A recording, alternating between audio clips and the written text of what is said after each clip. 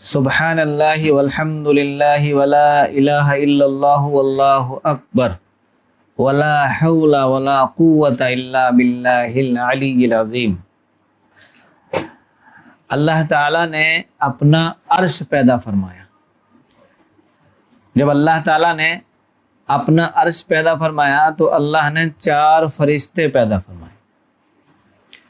ایک فرشتے کی شکل انسان کی تھی، یعنی انسان کی شکل کا ایک فرشتہ پیدا فرمایا، اور ایک فرشتہ اللہ نے گدھ کی شکل کا پیدا فرمایا، اور ایک فرشتہ بیل کی شکل کا، اور ایک فرشتہ شیر کی شکل کا تھا۔ یہ 4 فرشتے اللہ نے پیدا فرمائے۔ ان 4 فرشتوں نے اللہ کا عرش اٹھا رکھا ہے، اور قیامت میں اللہ کا عرش اٹھانے والے 8 فرشتے ہوں گے، اور ان 8 کی شکل جنگلی بکروں کی ہوگی۔ جب اللہ نے اپنا عرش پیدا فرمایا اور یہ 4 فرشتے پیدا فرمائے، اللہ نے ان فرشتوں سے کہا کہ عرش کو اٹھاؤ۔ ان فرشتوں نے اللہ کے عرش کو اٹھانا چاہا لیکن ہلا بھی نہ سکے۔ جب اللہ کے عرش کو فرشتے اٹھا نہ سکے اور ہلا نہ سکے، فرشتے اور اللہ کے عرش کو ہلا لیں، جبکہ اللہ نے فرشتوں کو اتنی طاقت عطا کی ہے کہ ایک فرشتہ پوری زمین آسمان کو اٹھا لے۔ اللہ کے عرش کو فرشتے ہلا بھی نہ پائے تو اللہ نے فرمایا سبحان اللہ کہہ لو۔ فرشتوں نے کہا سبحان اللہ۔ اب سبحان اللہ کہنے سے اتنی طاقت اللہ نے ان کو عطا کی کہ انہوں نے اللہ کا عرش اٹھا لیا۔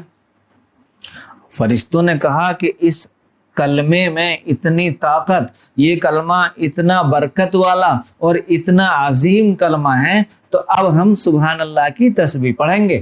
تو اب فرشتے سبھی تسبیح پڑھ رہے ہیں، سبحان اللہ سبحان اللہ سبحان اللہ۔ اس کے بعد حضرت آدم علیہ السلام کو اللہ نے پیدا فرمایا۔ جب حضرت آدم علیہ السلام پیدا کیے گئے تو آپ کو چھینک آئی، حضرت آدم علیہ السلام کو چھینک آئی تو اللہ نے فرمایا آدم الحمدللہ کہو۔ حضرت آدم نے کہا الحمدللہ۔ جب حضرت آدم علیہ السلام نے الحمدللہ کہا تو جواب میں اللہ نے فرمایا یرحمک ربک۔ اب فرشتے کہہ رہے ہیں کہ یہ کلمہ اتنا عظیم اور اتنا مبارک ہے کہ اللہ نے دعا دی ہے یرحمک ربک، تو اب ہم اپنے کلمے میں یہ لفظ یہ بھی ملائیں گے، سبحان اللہ الحمدللہ۔ اب فرشتوں کا کلمہ کیا ہوا؟ فرشتوں کی تسبیح کیا ہوئی؟ سبحان اللہ الحمدللہ سبحان اللہ الحمدللہ۔ اس کے بعد اللہ نے حضرت نوح علیہ السلام کو پیدا فرمایا۔ حضرت نوح علیہ السلام کی قوم نے سب سے پہلے اللہ کے ساتھ شرک کیا۔ سب سے پہلے شرک کس نے کیا؟ حضرت نوح علیہ السلام کی قوم نے۔ حضرت نوح علیہ السلام کی قوم نے شرک کیا تو اللہ نے حضرت نوح کے ذریعے قوم سے کہلوایا کہ اگر لا الہ الا اللہ کہہ لو تو معاف کر دوں گا۔ تو اب فرشتوں نے کہا کہ یہ کلمہ اتنا بڑا ہے، یہ کلمہ اتنا عظیم ہے کہ اگر لا الہ الا اللہ کہہ لیں تو شرک بھی معاف۔ تو اب فرشتوں نے فرمایا ہم تو اس کو بھی اپنی تسبیح بنائیں گے۔ تو اب فرشتوں کی تسبیح کیا ہے؟ سبحان اللہ الحمدللہ لا الہ الا اللہ۔ فرشتوں کی تسبیح سبحان اللہ الحمدللہ لا الہ الا اللہ۔ اس کے بعد اللہ زمانہ حضرت ابراہیم علیہ السلام کا آیا، اور حضرت ابراہیم علیہ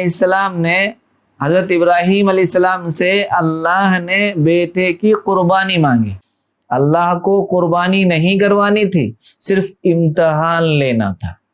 اللہ نے جنت سے ایک دمبا بھیجا۔ حضرت ابراہیم نے جب دمبے کی قربانی فرمائی تو آپ نے کہا واللہ اکبر۔ تو اب فرشتوں نے کہا کہ اس کلمے کو ہم اپنے تسبیح میں شامل کریں گے۔